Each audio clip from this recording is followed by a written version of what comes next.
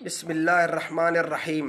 میرے محترم سامعین و ناظرین، آج میں آپ کی خدمت میں ایک واقعہ ذکر کروں گا جو بڑا ہی خوبصورت ہے، حضرت عمر فاروق رضی اللہ تعالی عنہ کا، جسے علامہ ابن جوزی رحمۃ اللہ تعالی علیہ نے اپنی کتاب میں لکھا ہے۔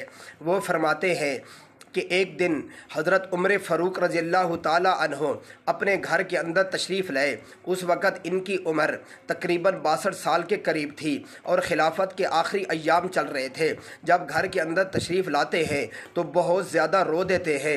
گھر والوں نے پوچھا کہ اے امیر المؤمنین، آج آپ اتنا رو کیوں رہے ہیں؟ تو فرمانے لگے کہ میں مسجد نبی صلی اللہ تعالیٰ علیہ وآلہ وسلم سے نماز پڑھ کے جب باہر آ رہا تھا تو اللہ کے نبی صلی اللہ علیہ وآلہ وسلم کے سچے حضرات صحابہ کرام رضوان اللہ تعالیٰ علیہ مجمعین میری تعریف کر رہے تھے اور فرما رہے تھے کہ عمر، آپ تو بڑے عدل والے ہیں، آپ تو بڑے انصاف والے ہیں، آپ تو بڑے اچھے ہیں۔ تو مجھے یہ فکر لیک ہوئی کہ باہر والے تو میری تعریف کرتے ہیں، باہر تو میں عدل والا مشہور ہوں، باہر تو میں انصاف والا مشہور ہوں، پتہ نہیں گھر کے اندر بھی میں نے عدل کیا ہے یا نہیں، گھر والے بھی میرے سے راضی ہیں یا نہیں۔ تو اس پر ان کی اہلیہ محترمہ کہنے لگیں کہ اے عمر رضی اللہ تعالیٰ عنہ، میں تو آپ سے ناراض ہوں، اس لیے کہ آپ نے مجھے وقت نہیں دیا، آپ نے میرے ساتھ ٹائم نہیں گزارا، آپ نے میرے سے حال حوال نہیں لیے۔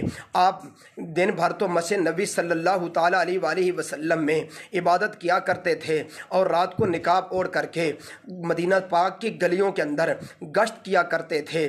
تو اللہ اکبر، حضرت عمر فاروق رضی اللہ تعالیٰ عنہ فرمانے لگے کہ مجھے اللہ کی رضا کے لیے معاف کر دیجئے۔ اس پر ان کی اہلیہ محترمہ کہنے لگیں کہ میں معاف تو کر دیتی ہوں، لیکن ایک شرط پر کہ آپ اپنے اللہ سے مجھے جنت لے کر کے دو گے۔ تو حضرت عمر فاروق رضی اللہ تعالیٰ عنہ نے فرمایا کہ اگر اللہ نے اپنے فضل و کرم سے مجھے جنت عطا کی تو میں آپ کو بھی جنت ضرور لے کر کے دوں گا، آپ مجھے معاف فرما دیجئے۔ میرے محترم سامعین و ناظرین، اس خوبصورت واقعے سے ہمیں یہ سبق ملتا ہے کہ جہاں ہم باہر اچھا بننے کی کوشش کرتے ہیں، لوگوں کے حقوق ادا کرنے کی کوشش کرتے ہیں، وہاں ہمیں اپنے گھر کے اندر بھی اچھا بن کر کے رہنا چاہیے اور اپنے گھر والوں کے بھی خوب حقوق ادا کرنے چاہیے۔